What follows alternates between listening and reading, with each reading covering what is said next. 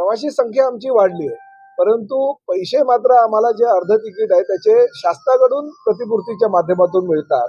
ते पैसे जर वेळेवर मिळाले तर आम्ही प्रॉफिटमध्ये जाऊ.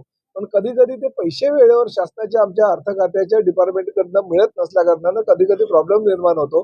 मी अजितदादा मंत्री जे अर्थ खात्याचे प्रमुख आहेत त्यांना विनंती केली आहे की बस आणि एसटी महामंडळाने प्रामुख्याने आमची जी सेवा आहे ती सुरळीत करायची असेल आणि परत एकदा एसटी तिथे एसटी म्हणजे आदिवासी जे आहेत शेड्यूल ट्राईब त्या ठिकाणी एसटी पोहोचावी म्हणजे डोंगर दऱ्यांमध्ये असं आमचं स्वप्न आहे. महायुती सरकारचं ते स्वप्न आहे आणि त्या माध्यमातून जर सुरळीत करायचे असेल तर आम्हाला वित्त खात्यातर्फे अर्थ खात्यातर्फे योग्य ते सहकार्य मिळालं पाहिजे असं मी अजितदादांचं सांगितलेलं आहे आणि त्यांच्या माध्यमातून आम्हाला सहकार्य मिळते. दर वर्षाला पंचवार्षिक योजना जी आम्ही ठरवलेली आहे त्यानुसार दर वर्षाला 5,000 बसेस अशा 5 वर्षामध्ये 25,000 बसेस घेण्याचा आमचा मानस आहे. रोकठोक महाराष्ट्राला सबस्क्राईब करा आणि बेल आयकॉनवर क्लिक करायला विसरू नका.